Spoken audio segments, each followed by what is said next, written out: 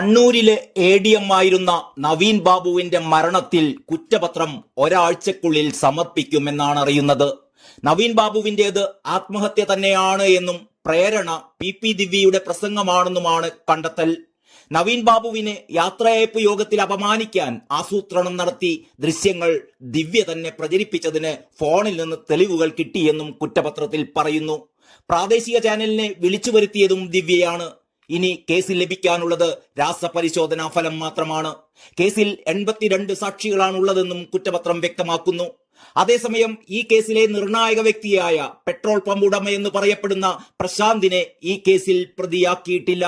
ഇത് ഉന്നത തലത്തിൽ ഗൂഢാലോചന നടത്തിയവരെ രക്ഷിക്കാനുള്ള നീക്കത്തിന്റെ ഭാഗമാണ് എന്നാണ് സംശയിക്കപ്പെടുന്നത്. മുഖ്യമന്ത്രിയുടെ ഓഫീസിലേക്ക് വ്യാജ പരാതി നൽകിയതുൾപ്പെടെ വ്യാജ ഒപ്പിട്ടതുൾപ്പെടെ ഗുരുതരമായ തെളിവുകളാണ് ഇതിനകം പ്രശാന്തിനെതിരെ പുറത്തു വന്നിരുന്നത്. ഇയാൾ PP ദിവ്യയുടെയും മറ്റ് CPM നേതാക്കന്മാരുടെയും ബിനാമിയാണെന്നും പറയപ്പെടുന്നു. അതേസമയം ADM നവീൻ ബാബുവിന്റെ മരണത്തിൽ CBI അന്വേഷണം ആവശ്യപ്പെട്ടുകൊണ്ടുള്ള ഹർജി ഹൈക്കോടതി തള്ളിയിരുന്നു. നവീൻ ബാബുവിന്റെ കുടുംബം നൽകിയ ഹർജിയാണ് തള്ളിയത്. നേരത്തെ സിംഗിൾ ബെഞ്ചും ഈ ഹർജി തള്ളിയിരുന്നു. മരണത്തിൽ ദുരൂഹതയുണ്ടെന്നും CBI അന്വേഷണം വേണമെന്നുമാണ് ഭാര്യ മഞ്ജുഷ ആവശ്യപ്പെട്ടിരുന്നത്. CPM നേതാവും മുൻ ജില്ലാ പഞ്ചായത്ത് പ്രസിഡന്റുമായ PP ദിവ്യ പ്രതിയായ ഈ കേസിൽ പോലീസ് അന്വേഷണം കാര്യക്ഷമമല്ല എന്നായിരുന്നു മഞ്ജുഷയുടെ ഹർജിയിലെ ആക്ഷേപം. നവീൻ ബാബുവിനെ കൊന്നു കെട്ടിത്തൂക്കിയതാണോ എന്ന് സംശയമുണ്ടെന്നും കുടുംബം നിലപാടെടുത്തിരുന്നു.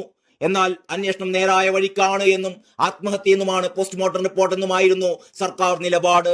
കോടതി നിർദ്ദേശിച്ചാൽ അന്വേഷണം ഏറ്റെടുക്കാമെന്ന് CBIയും കോടതിയെ അറിയിച്ചതാണ്. ഈ കേസ് സുപ്രീം കോടതിക്ക് വിടണമെന്ന ഹർജി ഹൈക്കോടതി ഡിവിഷൻ ബെഞ്ച് തള്ളിയതോടെ അഭിപ്രായം പറയാനുള്ള ആർജവം മടിയറവ് വെക്കരുതെന്നും പോരാട്ടം തുടരുമെന്നുമാണ് ദിവ്യ പ്രതികരിച്ചിരുന്നത്. എല്ലാ പ്രതിസന്ധിയെയും ഏതവസരത്തിലും മറികടക്കാനാവണം. അനീതി കൺകുളിർക്കെ കാണാനുള്ള കരുത്തും അഭിപ്രായം പറയാനുള്ള ആർജവവും അടിയറവ് വെക്കരുത്, പോരാട്ടം തുടരുക തന്നെ എന്നായിരുന്നു PP ദിവ്യയുടെ ആ ഫേസ്ബുക്ക് പോസ്റ്റ്. ഇതിനൊപ്പം ചിത്രകാരൻ പൊന്നം ചന്ദ്രന്റെ വരികളും വരയും ദിവ്യ സോഷ്യൽ മീഡിയയിൽ പങ്കുവച്ചിരുന്നു. ഇത് വലിയ രീതിയിൽ സോഷ്യൽ മീഡിയയിൽ ചർച്ചയായിരിക്കുകയാണ്. നവീൻ ബാബു തൂങ്ങി മരിച്ചു എന്ന് പറഞ്ഞാൽ വിശ്വസിക്കാൻ ബുദ്ധിമുട്ടുണ്ട് എന്നും കൊല നടത്തിയ ശേഷം കെട്ടിത്തൂക്കിയതെന്ന് സംശയിക്കുന്നു എന്നുമാണ് മഞ്ജുഷയുടെ ആരോപണം. കളക്ടറുടെ ചേംബറിന് സമീപമുള്ള CCTV ദൃശ്യങ്ങൾ പോലീസ് ഇതുവരെ ശേഖരിച്ചിട്ടില്ല. അത് പരിശോധിച്ചാൽ തന്നെ നവീൻ ബാബു ഈ യോഗത്തിന് ശേഷം കളക്ടറെ പോയി കണ്ടോ എന്ന് വ്യക്തമാകുമായിരുന്നു. തനിക്ക് തെറ്റുപറ്റിപ്പോയി എന്ന് നവീൻ ബാബു പറഞ്ഞതായുള്ള കളക്ടറുടെ മൊഴി പിന്നീട് സൃഷ്ടിച്ചെടുത്തതാണെന്നും ഹർജിക്കാരി ആരോപിക്കുന്നു. 55 കിലോഗ്രാം ഭാരമുള്ള നവീൻ ബാബു ചെറിയ കനമുള്ള കയറിൽ തൂങ്ങി മരിച്ചു എന്ന് പറഞ്ഞാൽ അത് വിശ്വസിക്കാനാവില്ല. പോസ്റ്റ്മോർട്ടം ശരിയായ വിധത്തിൽ നടന്നിട്ടില്ല. പോസ്റ്റ്മോർട്ടത്തിൽ പല പ്രധാന വിവരങ്ങളും വിട്ടുകളഞ്ഞിരിക്കുകയാണ്. ഇൻക്വസ്റ്റിൽ കഴുത്തിൽ കണ്ടെത്തിയ പാട് പോസ്റ്റ്മോർട്ടം റിപ്പോർട്ടിലില്ല. അടിവസ്ത്രത്തിലെ രക്തക്കറയിലും ഉമിനീറൊലിച്ചിറങ്ങിയതിലും അന്വേഷണം ഉണ്ടായില്ല എന്നും അഭിഭാഷകൻ കോടതിയിൽ വ്യക്തമാക്കിയിരുന്നു. കണ്ണൂർ സിറ്റി പോലീസ് കമ്മീഷണറുടെ നേതൃത്വത്തിലുള്ള അന്വേഷണ സംഘമാണ് കുറ്റപത്രം സമർപ്പിക്കാൻ പോകുന്നത്. കേസിൽ CBI അന്വേഷണം വേണമെന്നാവശ്യപ്പെട്ട് നവീൻ ബാബുവിന്റെ ഭാര്യ ഹൈക്കോടതിയിൽ ഹർജി നൽകിയതിനാൽ കേസ് ഡയറി കോടതിയിൽ സമർപ്പിച്ചിട്ടുണ്ട്. അത് വിട്ടുകിട്ടുന്നതിനായി പോലീസ് അപേക്ഷ നൽകും.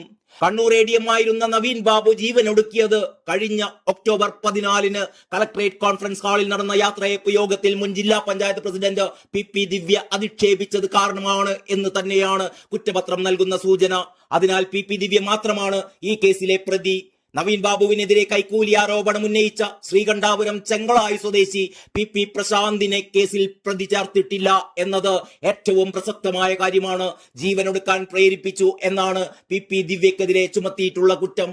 എന്നാൽ നവീൻ ബാബു പെട്രോൾ പമ്പ് സ്ഥാപിക്കുന്നതിനായുള്ള നിരാക്ഷേപ പത്രം നൽകുന്നതിനായി 1 ലക്ഷം രൂപ കൈക്കൂലി ആവശ്യപ്പെട്ടു എന്ന പ്രശാന്ത് വിജിലൻസിന് നൽകിയ പരാതിയിൽ തീർപ്പ് കൽപ്പിക്കാൻ അന്വേഷണ സംഘത്തിന് ഇതുവരെ കഴിഞ്ഞിട്ടില്ല എന്നതും ശ്രദ്ധേയമാണ്. ഇതുകൂടാതെ നവീൻ ബാബു ജീവനൊടുക്കിയ ഒക്ടോബർ 15 പുലർച്ചെ കണ്ണൂർ റെയിൽവേ സ്റ്റേഷനിൽ എത്തിയതും തിരിച്ച് പള്ളിക്കുന്നിലെ വാടക ക്വാർട്ടേഴ്സിലേക്ക് പോയതുമായ CCTV ദൃശ്യങ്ങളോ സാക്ഷിമൊഴികളോ കൃത്യമായി പ്രത്യേക അന്വേഷണ സംഘത്തിന് ലഭിച്ചിട്ടുമില്ല. ഇതൊക്കെ കാരണം ADMന്റെ മരണത്തിലെ ദുരൂഹത അഴിയാക്കുരുക്കായി തുടരുക തന്നെയാണ്. ഇനി സുപ്രീം കോടതിയിൽ മാത്രമാണ് കുടുംബത്തിനുള്ള ഏക പ്രതീക്ഷ.